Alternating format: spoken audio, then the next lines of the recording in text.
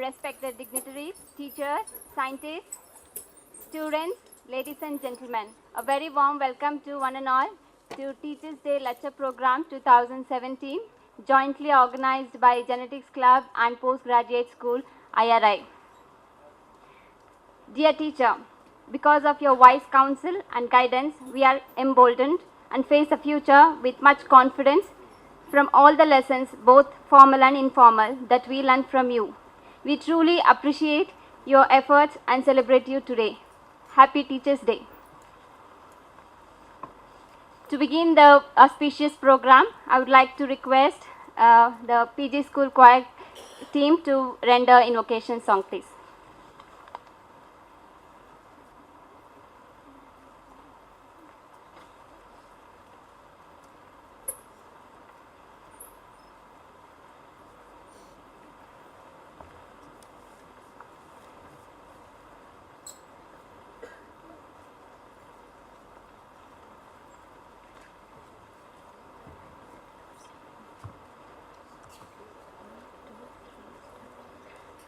जय जय हे भगवती सुरभारती तव चरणों प्रणमाम्यहम्। जय जय हे भगवती सुरभारती तव चरणों प्रणमाम्यहम्। नाद ब्रह्ममयी जय वागेश्वरी, नाद ब्रह्ममयी जय वागेश्वरी, शरणं ते गच्छाम्यहम्। जय जय हे भगवती सुरभारती तव चरणों प्रणमाम्यहम्। त्वमसि शरण्या त्रिभुवनधन्या, त्वमसि शरण्या त्रिभुवनधन्या, सुरनरिवन्दित चरणा। नवरस मधुरा कविता मुखरा, नवरस मधुरा कविता मुखरा, स्मित रुचि रुचिराभरणा। जय जय हे भगवती सुरभारती तव चरणों प्रणमाम्यहम्। आसीना भव मानस हमसे, आसीना भव मानस हमसे, कुंजतु ही न शशि धवले। हर जगता गुरु बोधि विकासम, हर जगता गुरु बोधि विकासम, स्थित पंकज तनु विमले। जय जय हे भगवती सुरभारती तव चरणों प्रणमाम्यहम्। प्रणमाम्यहम्, प्रणमाम्यहम्, प्रणमाम्यहम्, प्रणमाम्यहम्, प्रणमाम्यहम्।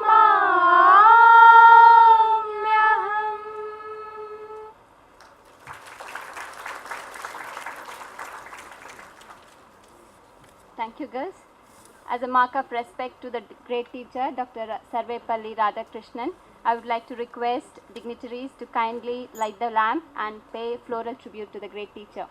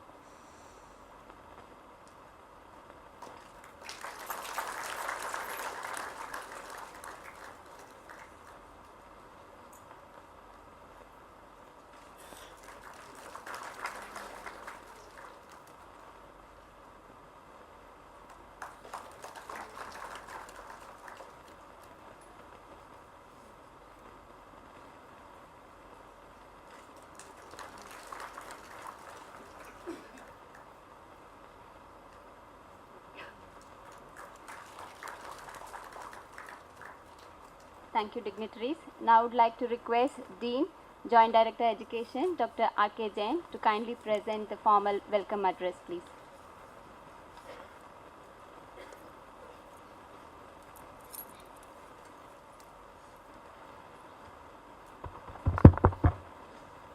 Very good morning. Distinguished dignitaries on the dais, Dr. K.M. Paknikar, distinguished speaker of today's function, and Director, Aghakar Research Institute, Pune. For the benefit of my colleagues, I would like to mention Aghakar Research Institute is an autonomous research institute of Department of Science Technology.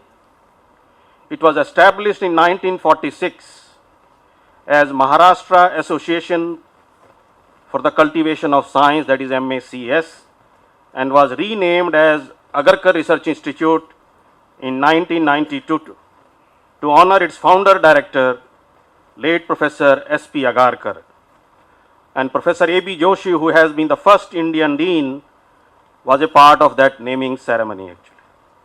You will also happy to note in the recent workshop, 11th wheat variety, that is MACS 3949 of durum wheat, was also recently released during the workshop at BHU. Dr. HS Gupta, former Director IARI and former Director General BISA and Chairman of today's function. Dr. AK Singh, Deputy Director General Agriculture Extension, ICAR and Director IARI. Dr. Vinod, Professor, Division of Genetics and President, Genetics Club. Distinguished guests of the dais, Dr. K.V. Prabhu, Joint Director Research, Dr. J.P. Sharma, Joint Director Extension, IARI. Former Deans, Dr. Gaur, Dr. Gautam, Project Director, Dr. N.K. Singh, Dr. Man Singh, Head of the Divisions, Professors, Scientists, colleagues, and my dear distinguished students. I welcome you all this forenoon on the auspicious occasion of Teachers' Day lecture. Before I proceed further, I would like to welcome the chairman with flower, please.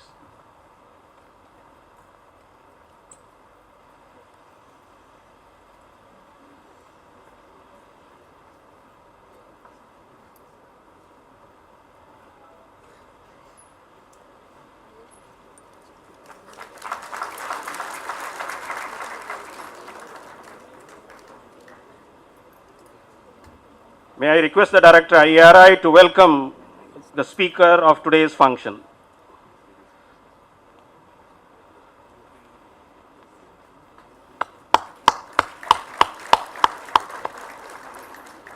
May I request Professor Vinod to welcome the Director IARI, please.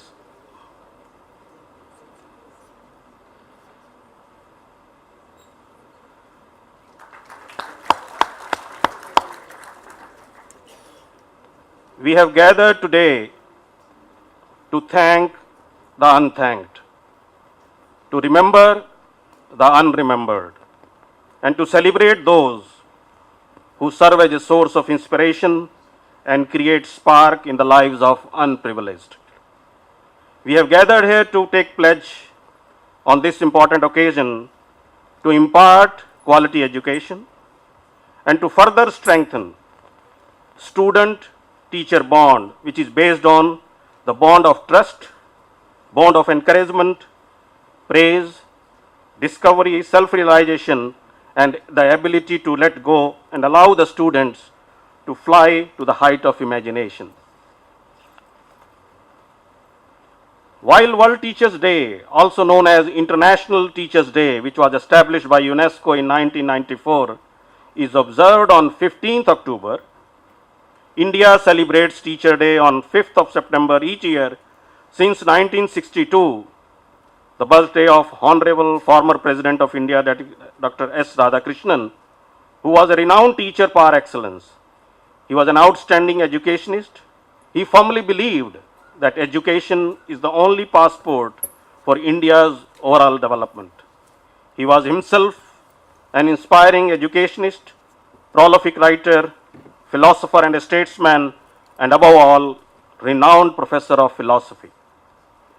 Dr. Radhakrishnan was of the view that for a good education system, there is a need for dedicated and committed teachers. A great teacher is like a doctor who heals ignorance, and he is like an artist who inspires creativity. He is always there with you to hold your hand, to open your mind, and touches your heart. Actually, by celebrating Teachers' Day, we not only pay tribute to this great teacher, but also honor the entire teaching community and appreciate the lasting contributions this noble profession to our lives and to the society. We hold in our hands the future of our children, our prosperity, and in our planet. We are capable of shaping the future of the nation. The future of the agricultural science of the country is in this very auditorium. Thank you so much.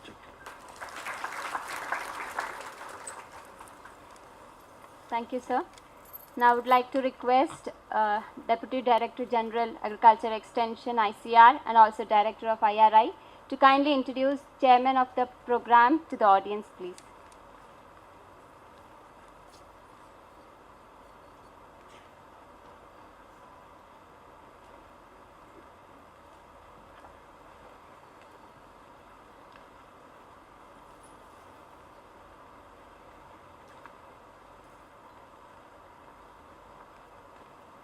Honorable Chairman of this function, respected Dr. HS Gupta ji, who was Director here at IRI and also he was DG BISA.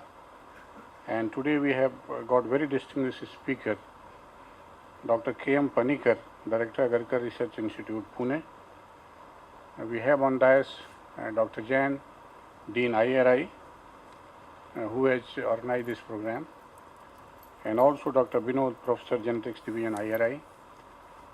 We have very senior IRI fraternity here, Professor Gaur and Professor Gautam, who have been a source of inspiration to all of us.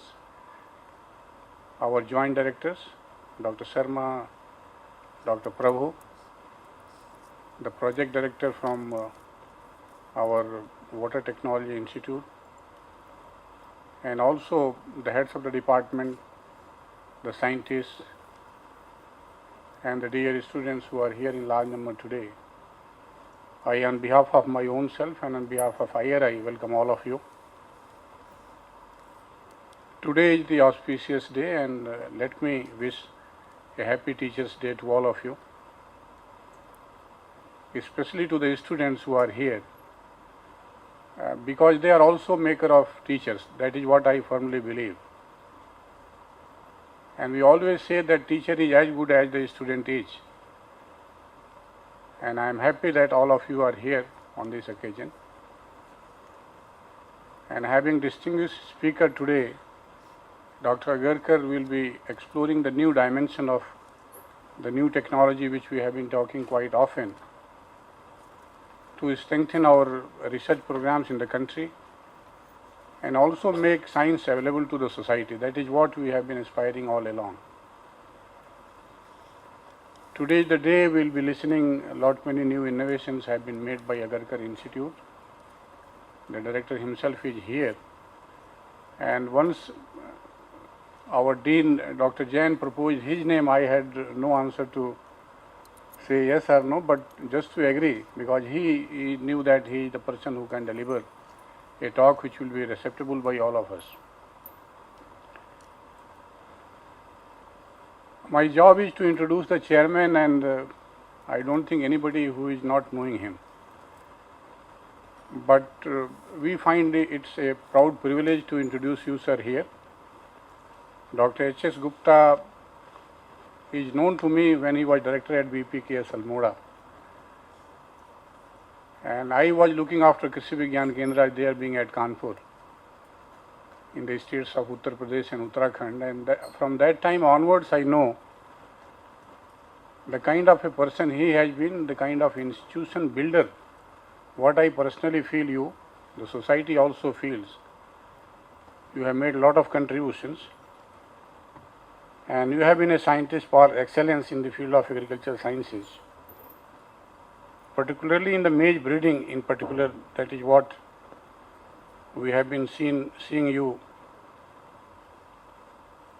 You joined Indian Agriculture Research Institute in the year 2009 and turned it around that one coveted Sardar Patel Outstanding Institution of ICR Award after a gap of 16 years. And that is where your role has been all the time, to build the institutions. Dr. Gupta led the development and commercialization of India's first short duration quality protein maize hybrid through marker assisted breeding. His research contributions have been recognized at national as well as international levels, and he is the recipient of many ICR awards, including Team Award for Outstanding Multidisciplinary Research thrice, first for the triennium 1994-96 and thereafter 2 occasions also. Dr. Gupta has been conferred with the Special Societal Innovation Award of NRDC, and his group's research was selected for WIPO's Gold Medal in the year 2009. You have been the recipient of Dr. Rajan Prasad, Hariom Ashram Trust and Dr. A.S. Chima Awards conferred upon you at different occasions. You have been also honored with the prestigious Rao Bahadur B. Biswanath Award for the biennium 2012-13 of the IRI New Delhi for the outstanding research contribution in the field of plant breeding and genetics. He was president of Indian Society of Genetics and Plant Breeding during 2011-13. Having earned MSc from G.V. Pant University of Agriculture and Technology, Pantnagar in 1974, he completed his PhD from the Indian Institute of Technology, Kharagpur. Dr. Gupta joined the Agriculture Research Services in the year 1978 at the Central Potato Research Institute, Shimla, and thereafter moved to Research ICR Complex for the North Eastern Region, Shillong in 1983 as a senior scientist, and later served as principal scientist and joint director headquartered during 1989 to 99. As I mentioned earlier, you joined Vivekanand Parvatiya Krishi Anusandhan Sansthan Almora in the year 2000 and transformed it into a vibrant institution of the ICR that won Sardar Patel Outstanding Institution Award twice during his tenure. Subsequently, you joined Director IRI and served for 2019 to 14 and then Director General Borlaug Institute for South Asia, New Delhi 2014 to 16. Dr. Gupta has been also recipient of the Rockefeller Foundation's Career Fellowship and has worked both in the USA and UK, and you were also selected as a National Professor of ICR in the field of biotechnology in the year 2006. Being a Fellow of National Academy of Agricultural Sciences, Indian Society of Agricultural Biochemists, Indian Society of Genetics and Plant Breeding, Indian Society of Agricultural Engineering, you have been serving the society at large, and we are really grateful that you are here, sir. I, on my own behalf and on behalf of the faculty and the students, I welcome on this occasion to chair this function. Thank you so much.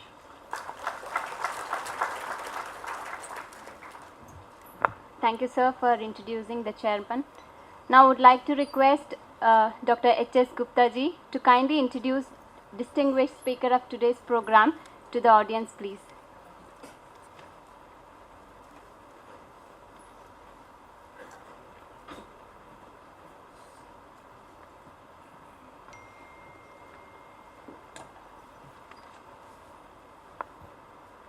A very good afternoon to all of you.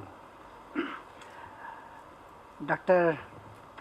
Kishore Paknikar, Director of Aghakar Institute, Pune, and the distinguished speaker of today's function, Dr. AK Singh ji, distinguished Director of this premier institution, and the Deputy Director General of Extension in ICAR, Dr. Jain, Dean of this institution, Dr. Vinod, Professor of Genetics, Joint Directors, I can see Dr. Prabhu, Dr. Sharma, Professor Gaur, the former Dean, and the distinguished Vice Chancellor of Sardar Vallabhbhai Patel University of Agriculture and Technology, Modipuram, Dr. Gautam, former Dean, Professor N.K. Singh, National Professor. I can see many more familiar faces, and I wish I address everyone by name, but shortage of time doesn't permit me to do that. Distinguished invitees, heads of divisions, professors, faculty members, dear students, ladies and gentlemen. I have been given the task of introducing today's speaker, Dr. K.M. Paknikar, who is an outstanding microbiologist and who has made pioneering contribution in the field of nanobiotechnology. Some of you who are familiar with nanobiotechnology would know him intimately, but for general introduction, I would like to say that Dr. Paknikar had a highly successful career. He made a major career change in 1998 by venturing into a nanobiotechnology, where he has made a very significant contribution. Dr. Paknikar has been able to establish a very strong interdisciplinary team at Aghakar Institute that focuses on application of nanobiotechnology not only in agriculture but in medicine, diagnostics and biology, all the 4 areas. Dr. Paknikar has a very distinguished career. He was a visiting professor of Louis Pasteur Institute, France, Wayne State University School of Medicine in Detroit, US. He was advisor at the National Nanotechnology Center in Bangkok and Marico Industry Visiting Fellow, University Institute of Chemical Technology, Mumbai. Dr. Paknikar is an elected fellow and member of the National Academy of Sciences, you all are familiar with. He is also an elected fellow of National Academy of Agricultural Sciences, that we call NAS. He is also a member of the Association of Microbiologists of India, Biotech Research Society of India, and Maharashtra Academy of Sciences. Dr. Paknikar is a member of several committees of Department of Science and Technology, ICAR, Department of Biotechnology, and various other departments. He has, to his credit, publication of more than 100 research papers, which has around more than 6,000, approximately 6,000 citations with a very high H index. Obviously, his work has been recognized with several awards and honors, which I do not like to name all that. Dr. Paknikar has widely traveled around the world, and he has visited more than 75 countries. He currently not only heads the Aghakar Institute, but also heads his interdisciplinary group on nanobiotechnology. So I am sure all of us are looking for to hear Dr. Paknikar, and I would not like to take much time to stand between you and Dr. Paknikar. With these few words, I thank Dr. Paknikar for having made convenient to be in this institution on this auspicious occasion.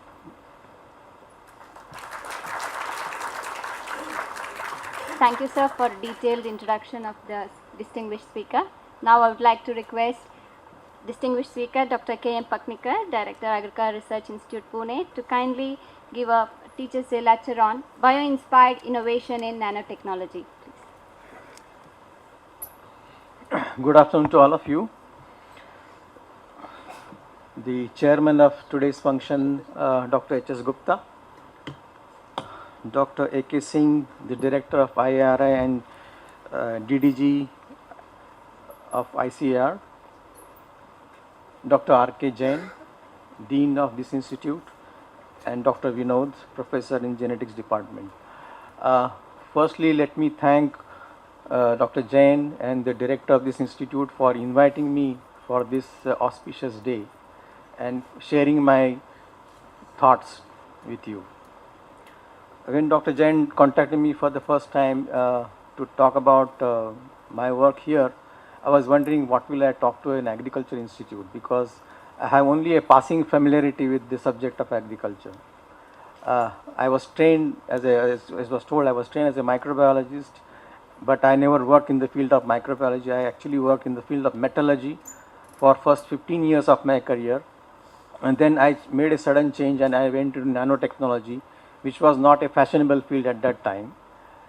And then I have contributed mainly into the area of application of nanotechnology in medicine, diagnostics, and very few things in agriculture. Nevertheless, I thought that I will choose a topic which will be kind of a introduction to the subject of nanotechnology, why it is important, why so many people are talking about it, and I will also talk about my own work, my own journey on this path. So that's why I chose this topic, bio-inspired innovation in nanotechnology. Firstly, I would like to dedicate my talk for the Teachers' Day to several of my teachers right from school.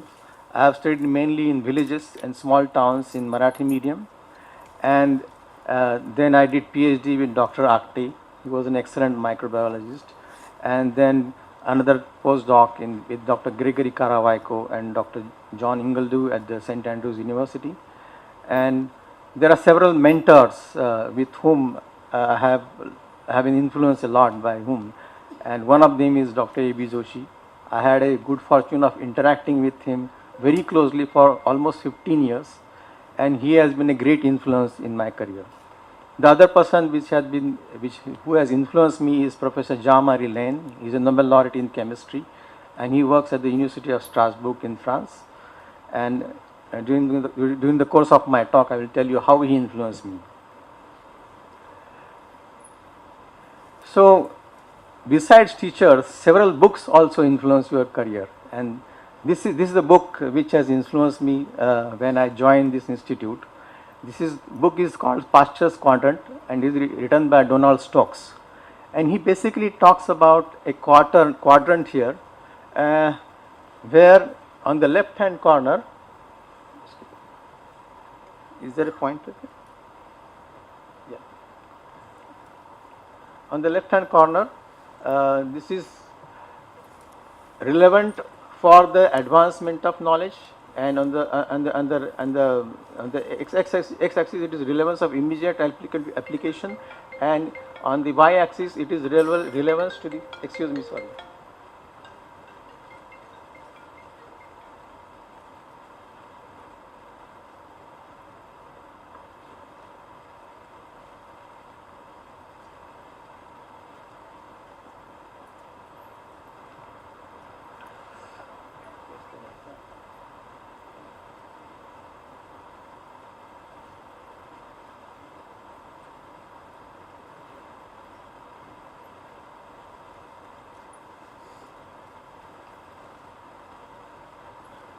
Sorry about this.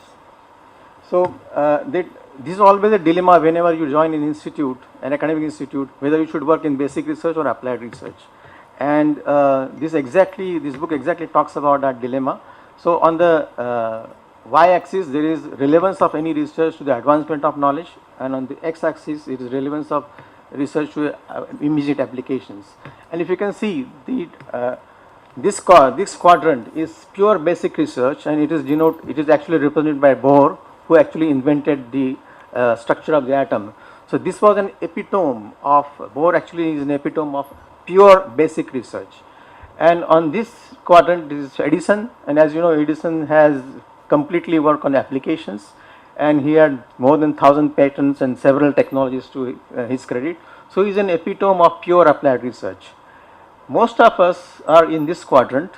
We are neither doing pure basic research or not doing good applied research. Pasteur, on the other hand, is an example of use-inspired basic research, where he did a lot of basic research which ultimately got applications in several fields. And so most of us are trying to go, or should try to go, from this quadrant to Pasteur's quadrant.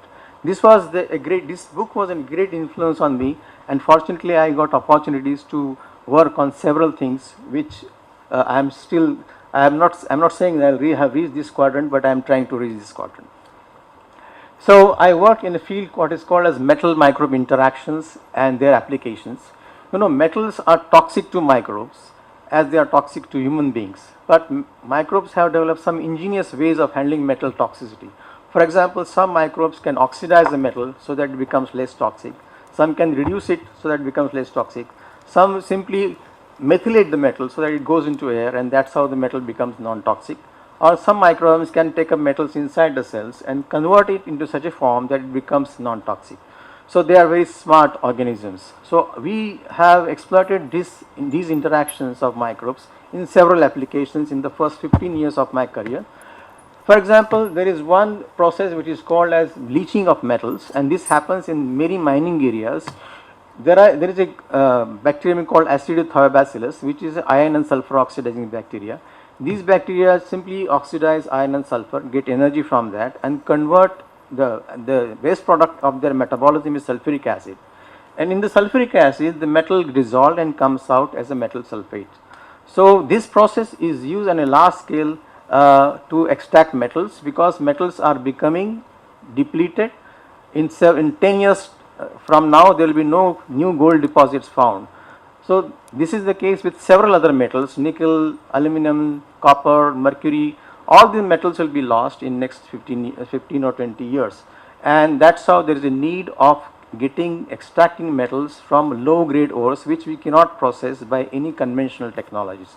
And here this process of extracting metals from using bacteria actually comes very handy, and I actually work on developing large scale processes for extracting copper and uranium and gold using these microbes. You may be surprised to know that nearly 30% of the world production of copper today is by this bioleaching method. 40% of uranium production is by this method, and almost 25% of gold production is also by this method. So this is actually the biggest biotechnology industry if you really count the economic turnover of this process. Then we worked on several things on metal toxicities. For example, this is a horrendous problem of groundwater arsenic in West Bengal and eastern part of India, in northeast India, and people are affected by consuming arsenic containing waters, and we actually developed a microbial process and we put up plants in Chhattisgarh. These are our plants for which actually detoxify arsenic and make it arsenic free, and we have been operating these plants for several years now and providing arsenic free water. So these were my area of work, and then suddenly I shifted to nanotechnology, and nanotechnology has a big hype and hope also. If you just put word nano in Google, you will get several million hits, and everyone is talking about nanotechnology, right from Baba Ramdev to Bill Clinton to all politicians. They are talking about nanotechnology. Millions of dollars are being put in research in nanotechnology, and there is a popular perception that it is the ultimate solution for all the problems of humanity. So that it is necessary to separate the fact from fiction and hope from hype. It is not. I'm just during my presentation, I'm just trying to convince you that nanotechnology is not a figment of imagination, but it is something which is going to work for us.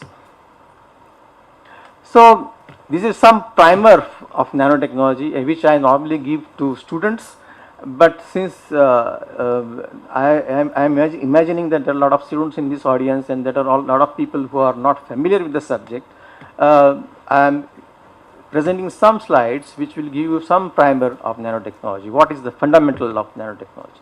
So, when you talk about nano, you are talking about a size. Here you can see a human being which is 6 feet tall.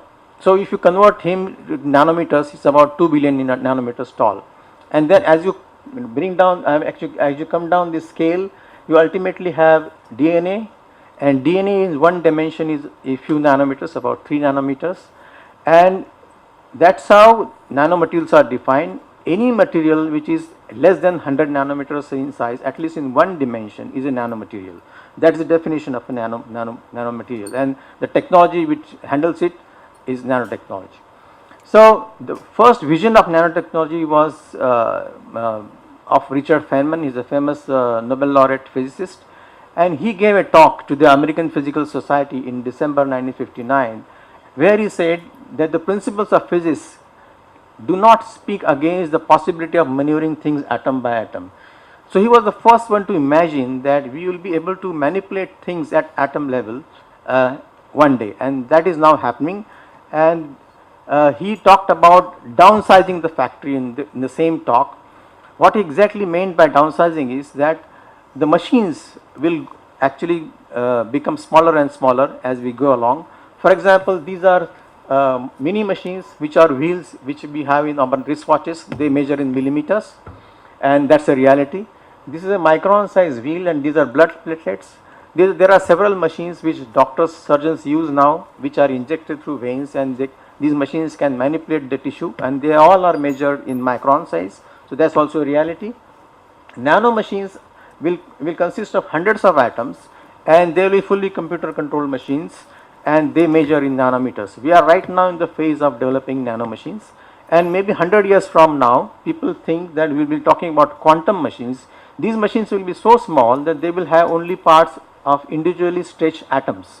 They will be so small, it will be femtometer size.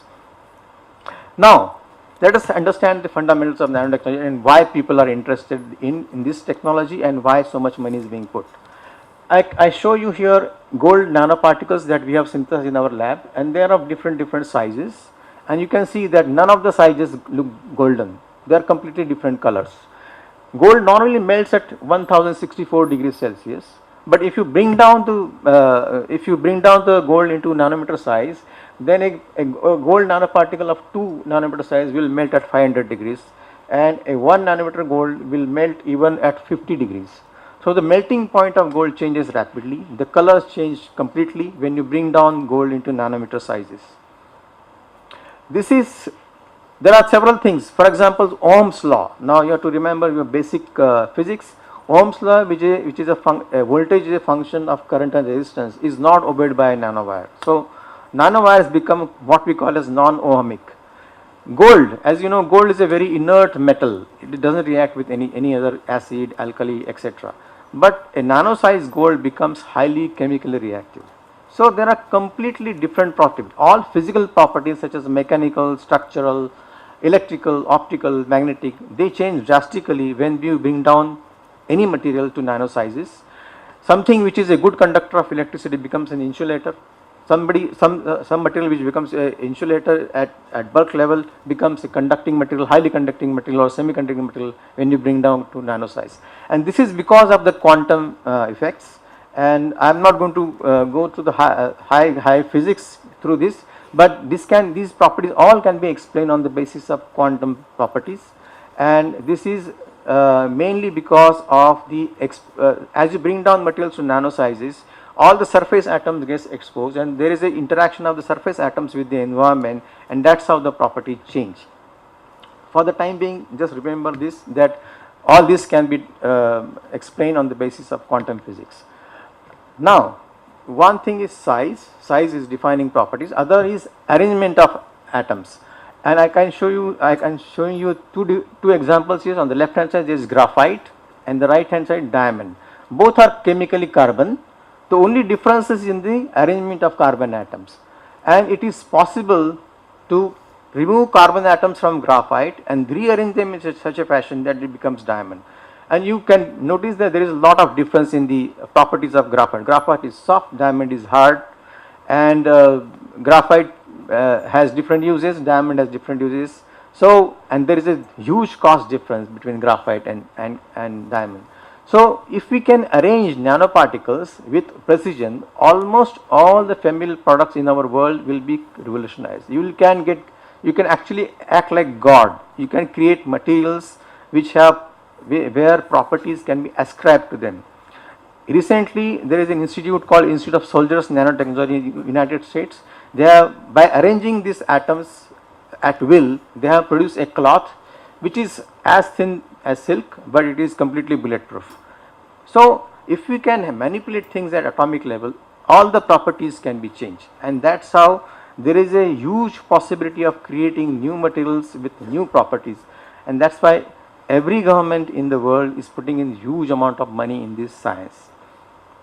Now, what are the driving forces of the nanotechnology? And the first driving force is availability of instruments which can actually manipulate atoms.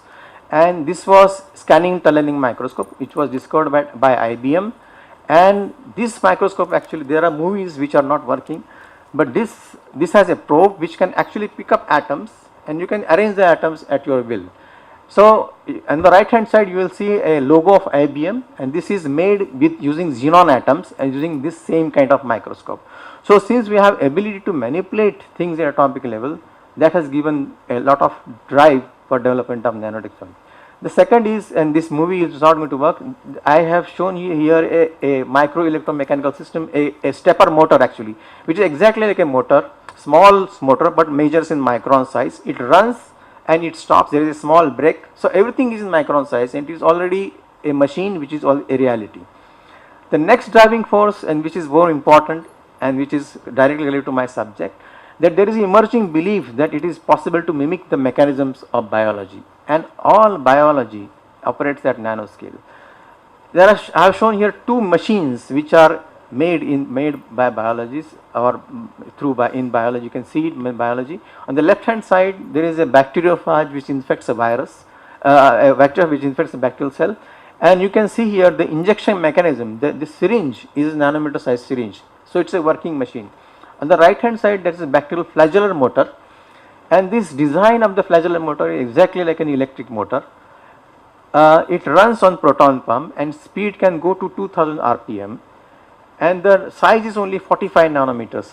So, and the beauty is when two bacterial cells divide, this machine also divides. So, this is actually a self-replicating nano machine, and the design is available in nature. Can we copy these designs? Can we copy several things like this from nature? And that is what is our inspiration. Now, when you talk about any fabrication, there are basically two approaches, top down and bottom up. On the left hand side there is Kailash temple in Ellora near Aurangabad, and this is a classical example of top down fabrication.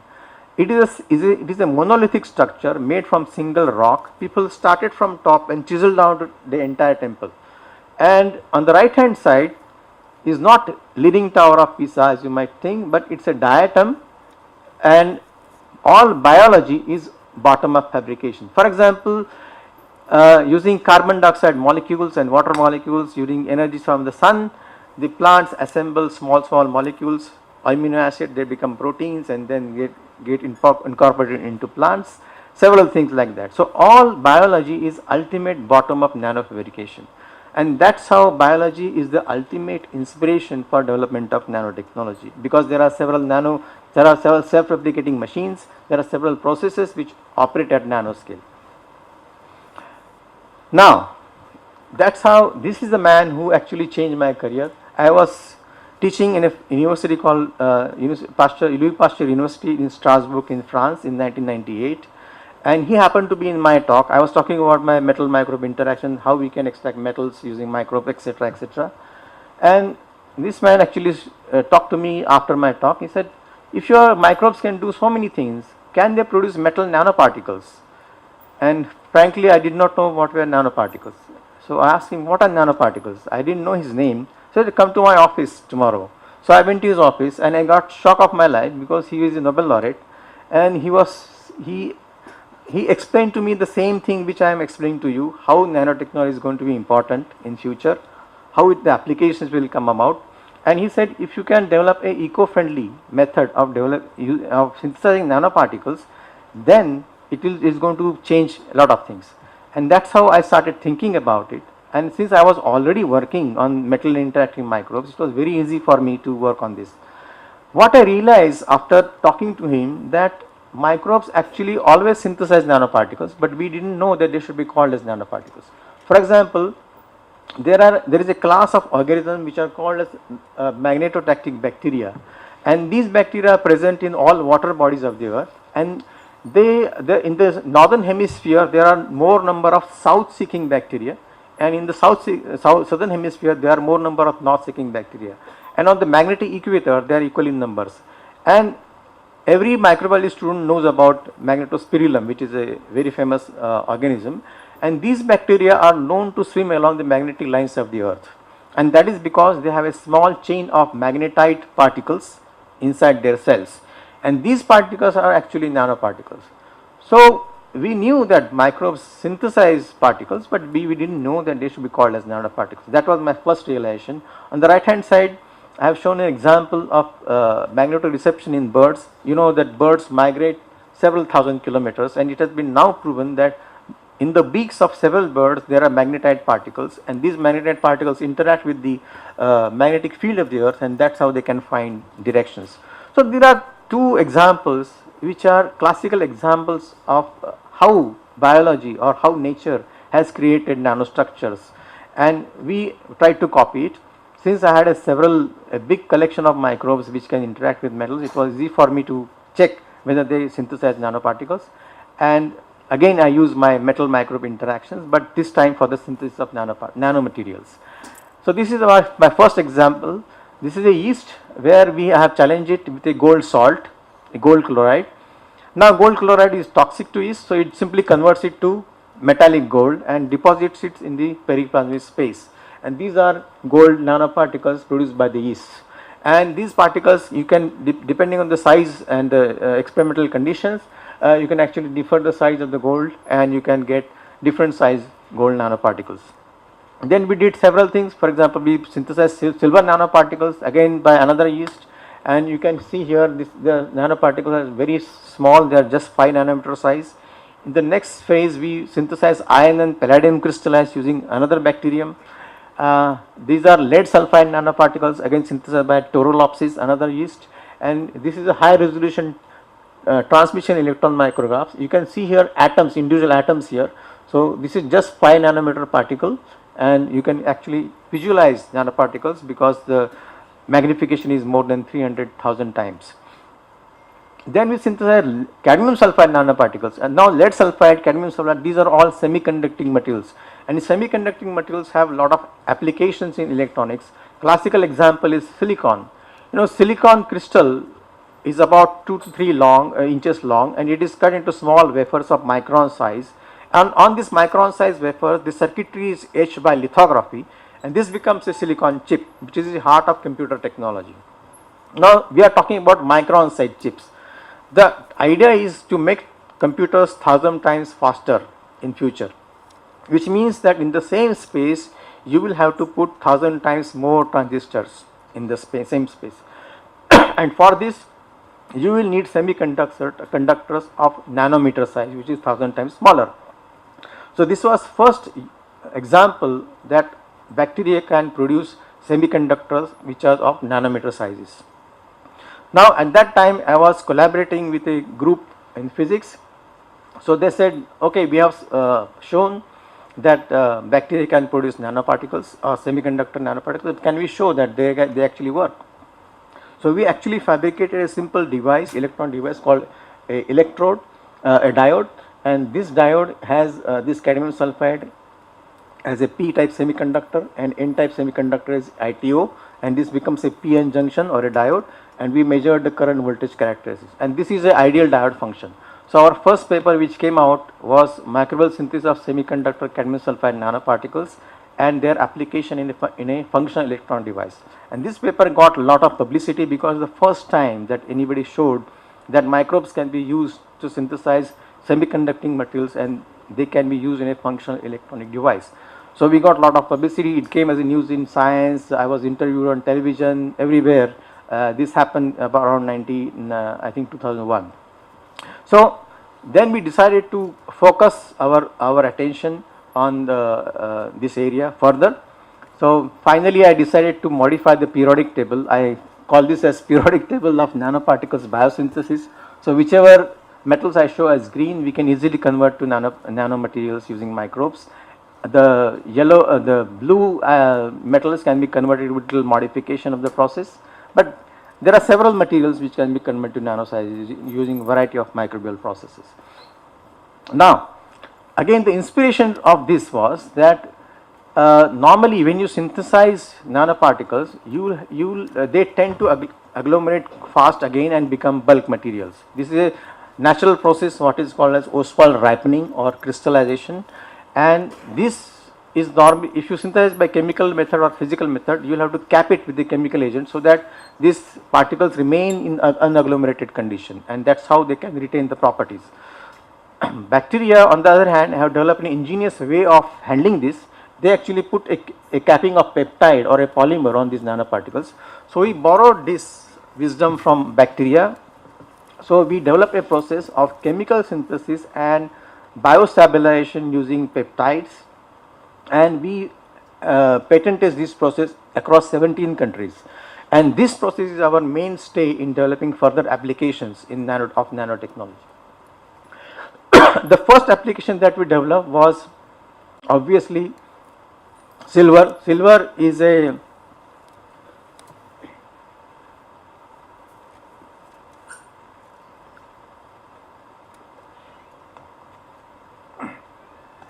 a known antimicrobial agent. So our idea was if we convert silver to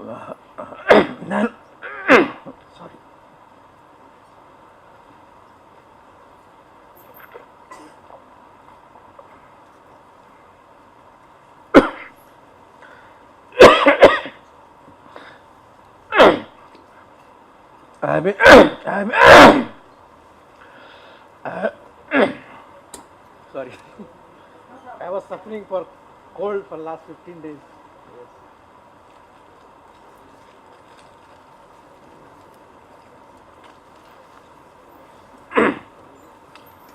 So our idea was that if you convert silver to nano size, then this antimicrobial activity will get further potentiated. So that's how we actually use silver, which is 1.56, and we got that using silver nanoparticles, we can see a very potent antimicrobial activity at just about 1.5 ppm concentration, and we tested it against several organisms which are gram negative, gram positive, and drug resistant organisms. Yeah, this is the same table which shows that it has a potent antimicrobial activity at 1.56 ppm concentration. And the mechanism can be is very interesting. This is a this is a bacterial surface at 0 minute, and when you put it in contact with silver nanoparticles, there is a small bulge which gets formed, and then it turns into a small hole, and through which the particles go inside. So actually silver nanoparticles act like bullets, and bacteria are fractured into pieces. And in the next figure you can see here, on the top there is a intact bacterial cell with a complete entire margin here, but when you put it with silver nanoparticles, they get completely fractured, and you see completely fractured morphology using atomic force microscope. So this is a very good sign, because this means that the silver nanoparticles actually fracture or convert bacteria into pieces. This is a kind of physical destruction. So we decided to develop it into a product for possible use in medicine. And at that time we tied up with an industry, a pharma industry in Mumbai, and developed the product along with them. And so this is to cut a long story short, because it has a very long drawn procedure. It took almost 10 years, and we have gone through all the stages of phase 1, phase 2 and phase 3 clinical trials. So phase 3 clinical trials were conducted over in 1,000 patients across 5 different hospitals, and this was for burn wounds, pressure wounds, that is bed sores, and diabetic ulcers. This is a classical example of a diabetic ulcer and phase 3 clinical trials. Diabetic ulcer is a very, very bad condition. The only option is to amputate the leg if it doesn't, it cannot be cured. So we applied our silver nanoparticle containing gel to this diabetic ulcer. After 2 weeks, it started healing. After 6 weeks, it was completely reepithelialized. So it was completely healed. So after that, the Indian FDA, which is called a DCGA, gave permission for this product for treatment of burns and wound infections, and this is the first nanotechnology based product licensed in India, which is sold out in the market. And we also got an international award for this in 2008 in Frankfurt. It's called CPH Eye, and it is being sold by 3 companies right now. It is K Labs, which is in the brand name Silveron, Heterodrugs as S-Gel, and Juventus Pharma as Mega Nano, and all 3 band together have nearly 70% market share today. So something which started as a curiosity and we are working on in test tubes has come out in the market in 2014, and it is earning good revenue. Then I am talking about a different application that we developed. Biology is another example where many things self-assemble, and this self-assembly is very characteristic of biology. So bacterial, there is many types of bacteria have bacterial surface layer proteins. These are very crystalline proteins, and they have you can isolate these proteins, and if you put it on a glass slide, they will self-assemble. So we use these bacterial surface layer proteins for actually synthesizing silver and gold nanoparticles and make an array of these gold nanoparticles and silver nanoparticles. And this was made with a specific application in mind, which is called as tissue engineering. Tissue engineering is a very, very upfront area, a very upcoming area, and it is for actually getting synthesizing organs and tissues. So in the first step, you actually remove cells from body, then you culture them, expand the culture cells in the culture, and then put it on a scaffold, and then give different growth factors, and then actually you get a tissue which can be reimplanted into the human body. So the key step here is to give scaffold, something where the cells can adhere to. So we actually use this bacterial surface layer proteins, which are decorated with silver and gold nanoparticles, to put up cardiomyocytes, and after giving this proper the cardiomyocytes start beating. So this is the first stage of developing a heart tissue. So this work was done in collaboration with Manipal Institute of Medical Sciences in Bangalore. Then we use microbes in several other ways, and this is a very interesting piece of work. Actually, here we synthesize gold nanoparticles using glutamic acid, and glutamic acid is an amino acid, as you know. So this test tube contains only glutamic acid and gold nanoparticles. Then we put a fungus in this test tube. The fungus starts eating glutamic acid because it has no other food. So after a while, there is a self-assembly of gold nanoparticles on the fungal hyphae. So this is we call as nutrition-driven self-assembly of gold nanoparticles. And after a few hours, the fungal hyphae become completely golden. They are coated with gold. Okay, they are all golden hyphae. Then we put in a furnace, and when you put in a furnace, all the organics will go away, and you get gold tubes like this. So you have micron-sized gold tubes, completely seamless, and this we can use in several devices. When you talk about nanotechnology or nano devices, you will ultimately need something to connect the circuits, to connect to different reactors, some nanotubes. Today there is no technology of making tubes like this. So we use biology, we can use biology for this purpose, and we made these gold tubes, and now we are using these gold tubes and other materials in our microfluidic devices. And there are several microfluidic devices we have developed. Microfluidic is actually lab on chip devices. The entire lab sits on a small chip, and all the processes that we carry out in a lab are carried out on a chip. So we have developed several things using this technology, This is a lab-on-chip circular microfluidic immunosensor for detecting bacteria, and this is made for Salmonella, which is a typhoid-causing organism. And we have used this technology for making this chip. Then we have developed a circular microfluidic sensor for bacteria from water. Normally water testing using microbiological techniques takes at least 48 hours, and no municipal corporation can wait that long because they want to know the result whether the water is pure or not. And there is no device today to detect water and bacteria from water, especially E. coli and other coliforms, in a few minutes. So with this device, which can actually detect bacteria in just about 30 minutes, and detection limit right now is 10 cells per 100 ml of water. This is actually a device which is now come to a stage, and we have looking for an industry to transfer this technology. This is a palm top real time PCR device, micro PCR device that we have developed.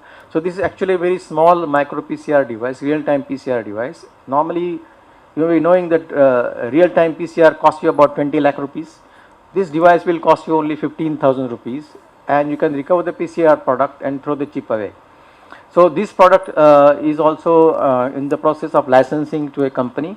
This all is happening because of the Bioinspired microfluidics that we are developing, which is circular microfluidics. Otherwise, many of the microfluidic devices that you see in the world and in commercial market, they are all square channels.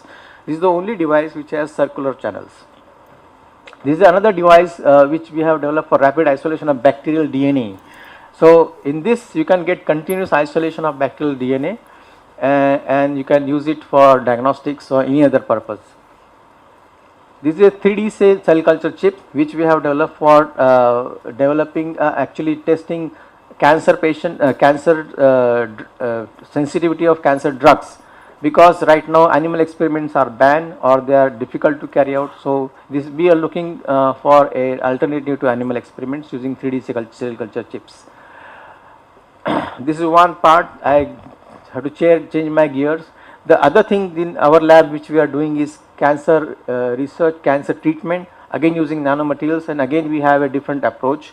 Cancer cells are vulnerable to heat as compared to normal cells. This is a known fact. If you heat up a cancer tissue to almost 46-47 degrees Celsius, it gets killed, but not the normal cells. And this is a therapeutic window of temperature which we are utilizing. And for this purpose, we have developed a material called manganite. It is lanthanum strontium manganese oxide. It's a paramagnetic material. So if you apply radio frequency, normally use a microwave. So that similar kind of microwave, but of lower frequency, if you apply, then these particles get heated up, and you can play with the chemistry of these particles in such a way that you can actually regulate the temperature at a fixed temperature. So even if you continue to apply the radiation, the particles will heat up only up to 46-47 degrees Celsius. So there is modulation of heat is possible. So we have developed this. It has gone through several stages of development. Now right now it is in advanced animal stage experience. So this is actually a nude mice with a tumor, with a melanoma, and you can see we have actually kept the mouse in this coil which generates the radio frequency using this machine, and in about 4 weeks time there is complete reduction of the tumor. So we have done this experiment on melanoma, on breast cancer and prostate cancer, and the next stage is to take it to a bigger animal. Again, this will take several years to come out to the human use. But there is this joke among cancer researchers that if you have cancer and if you are a mouse, then we can take good care of you, because taking it to the humans is a long journey, and perhaps it will take 10-15 years, but there is a good possibility that this material can come out in the market.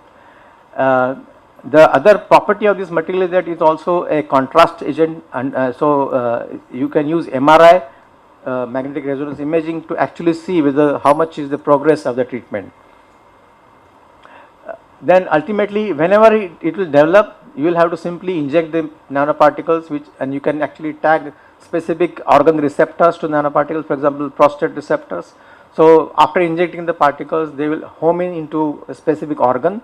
Then you can apply radiation from outside and modulate the radio frequency field, and the cancer tissue will be healed or cured. We are also developing several carbon nanosphere based protein therapeutics. These are all newer protein molecules which have anti-cancer properties, and we use carbon nanospheres to actually reach these to the several parts of the animal.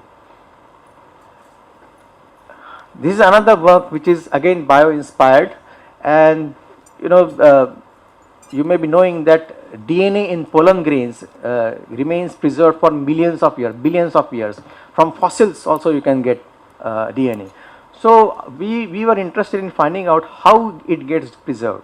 So it turns out that there is a polymer in the pollen grain which is called as sporopollenin, and this is very tough polymer. It is a structural and mechanical support to the pollen grain, but it is chemically inert.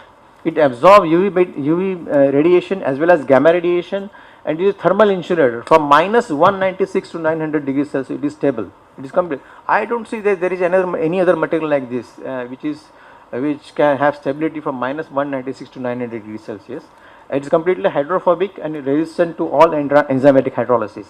So we actually developed a method of extracting sporopollenin from pollen grains, and then we made sacs of this polymer, and we can put DNA or even restriction enzyme inside and keep it at room temperature. And we have shown using mathematical modeling that this DNA gets preserved physically and functionally for at least 5,000 years it can get. So this is again an internationally patented product, and there are two products which are called microspore fidelity. This is for transportation of short-term and short-term preservation of DNA, and microspore infinity, which is for very long-term DNA preservation. So in some of the futuristic applications, for example, if humankind would like to colonize other planets, then the traveling time is typically in few thousand years. So sometime we'll have to use this kind of technology in transferring DNA there. This product also won an India Innovation Pioneers Challenge competition in 2009, and it has also won an international prize in Intel and University of California Berkeley Technology Entrepreneurship Challenge program. There are several other things which have come out from our labs. This is a kit for rapid detection of urinary tract infections. It is licensed to a company in Mumbai called Robonic. Another kit is for actually detection of white spot syndrome virus, which is a big threat to aquaculture industry today.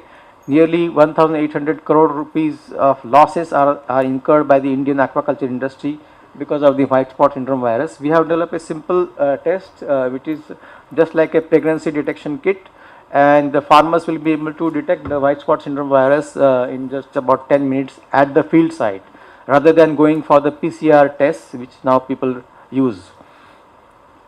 This product also is ready for licensing. We are talking to some industries for transfer of this technology.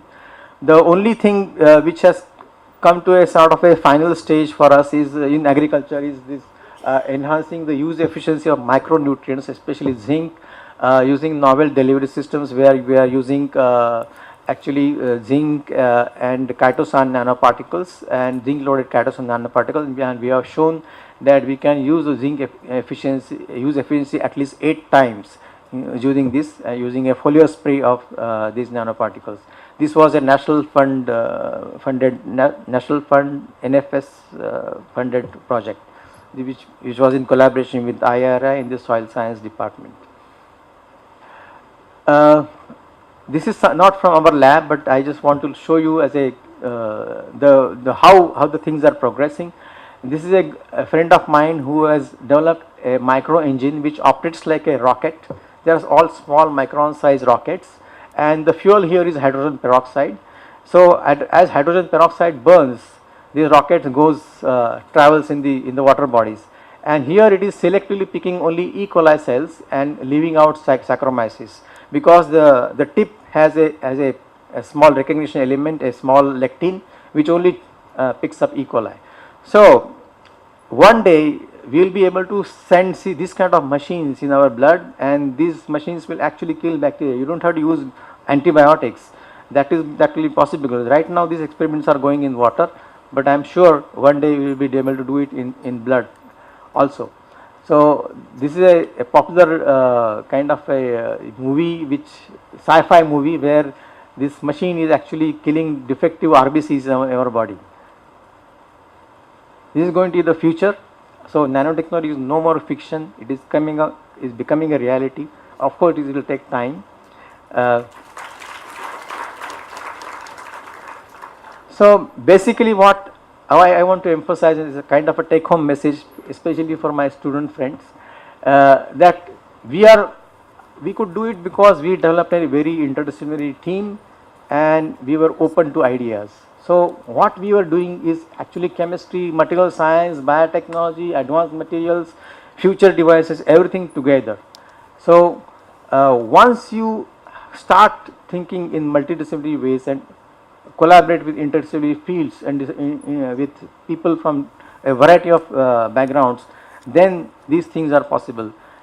With my own background, I couldn't have done it, but fortunately we could handle this kind of team. We can get together this kind of team in our institute, and it was possible to do things which are interesting and which are rewarding and actually satisfying. So my take home message is that minds are like parachutes. They function only when they are open. So keep your minds open. And I will end with this slide, which is called as nano philosophy. From carbon, hydrogen, oxygen, nitrogen and trace elements, every living thing is created using energy from the sun. And at the end, all of us get back there as carbon, hydrogen, oxygen and trace elements.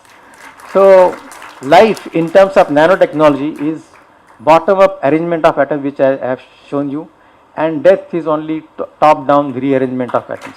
We are talking about life and death. It is just arrangement and rearrangement of atoms.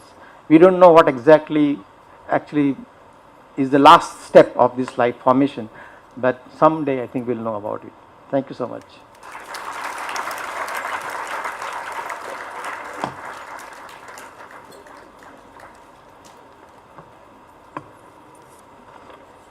Thank you, sir, for a very lucid and enlightening lecture. And we are truly inspired by your innovations which are useful to the humankind. Now I would like to request Chairman Dr. HS Gupta for his chairman remarks, please.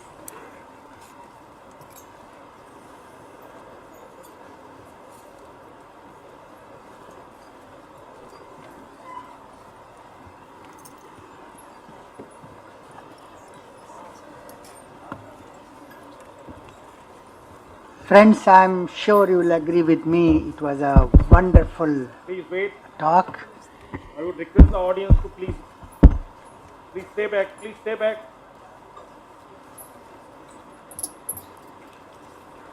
It was a wonderful talk. Let me repeat again, where you could see the application of nanotechnology in medicine, in agriculture and in biology with animations. Dr. Paknikar had been able to move from the pasture's first quadrant and x-axis and y-axis to x-axis also and y-axis also. I think all of us would strive to do the same thing, so that not only we continue to do the basic research, but we also continue to do the applied research which is useful for the humankind. Friends, I would like to especially, I don't want to repeat what Dr. Paknikar has told over almost an hour, but the most interesting is how nano silver becomes toxic to bacteria, and then how it can be used to kill the bacteria. Then nano gold, then how can cancer be treated with the nanoparticles. Nano science has been in with us for last 20 to 20 years or so, but in India not much, I mean, we have seen in its use in in biology, agriculture, as well as in medicine. I was very impressed to see that melanoma cells, how they could be tracked, and the day these dreams come true, I think cancer treatment will be very easy. So these are the possibilities which Dr. Paknikar's research explores that and shows us. I was also, I must have mentioned about chitosan nano zinc particles, chitosan mediated nano zinc particles, which will one day will be able to help us in overcoming the zinc deficiency, one of the micronutrients which we have been facing for quite some time, and almost 50% of our population is deficient in the micronutrients. So once again, congratulations, Dr. Paknikar, and I would all request you to give a big hand to Dr. Paknikar.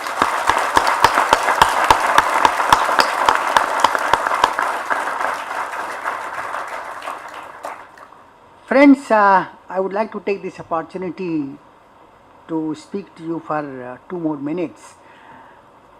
Dr. Radhakrishnan is not only known, many of us know, most of us know that he is a great philosopher, he has been President of India, he has been a teacher, he has all that, but he has done a great service to agriculture.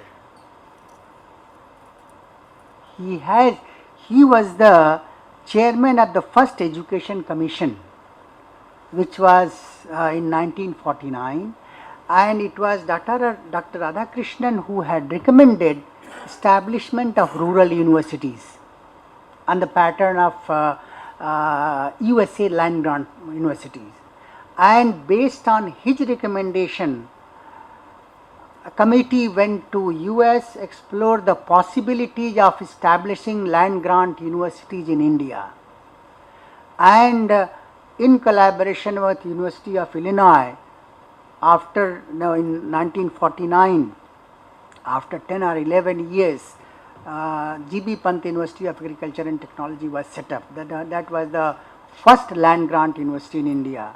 So in a way, it was Dr. Radhakrishnan's recommendation which brought establishment of agricultural universities. So we should remain grateful to Dr. Radhakrishnan for his contribution to rural development, to development of agriculture in the country. Today we have more than around 100, I guess, around more than 70 agricultural universities in the country. Each state has got 2, 3, 4 agricultural universities, and the big challenge before us is not how to produce more. The big challenge is how can we produce more without sacrificing or without using the natural resources with the same intensity or with the same speed what we have been doing in last 50 years. During last 50 years we did very well, or maybe 60, 70 years we did very well. We could meet the targets, but there has been a rampant use of natural resources. Now the challenge we have proved that we have a capacity to produce more and to feed India. But the challenge now onwards is how can we use natural resources in a sustained manner so that we can feed the country not only for 70 or 80 years but also time ahead. So that's the major challenge, and I am sure you being the future agricultural scientist would be able to meet this challenge. Friends, on this day of, in this auspicious occasion of Teachers' Day, I would like to say that a good teacher is the one who produces a better student than himself. And I am sure many of us in this institute, in IARI, can take pride in that most of the teachers here have produced outstanding students who have done better than the teachers. So that's a real rich tribute to the teachers, and IRI has been excelling in this endeavor. I would like to compliment the institution, its director, its dean, and its staff members who have been doing this job continuously, and I hope they will continue to do in future. So with these few words, I would like to thank the dean and the director IRI for having given me opportunity to be with you on this occasion, and I would like to compliment again Dr. Paknikar for having delivered a wonderful lecture, and I am sure some of us will be inspired by this, and the nanoscience which he has shown the way, especially in agriculture, we will be able to realize the dreams which he has shown us. With these few words, thank you very much. Thank you, sir, for the remarks. As a token of love and affection to the speaker and to the chairman, I would like to request Dean Dr. R.K. Jain to kindly felicitate speaker of today's program, Dr. K.M. Paknikar, with a shawl and a memento.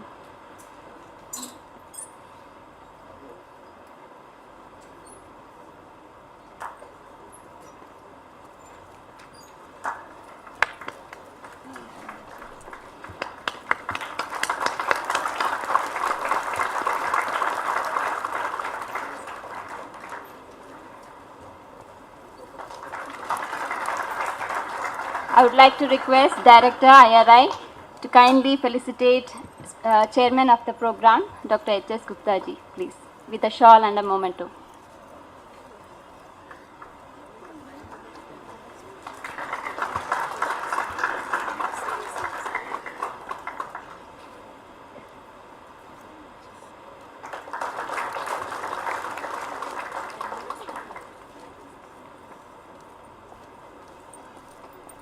Thank you, sir. Now I would like to request Dr. Vinod, Professor, Division of Genetics, for the formal vote of thanks.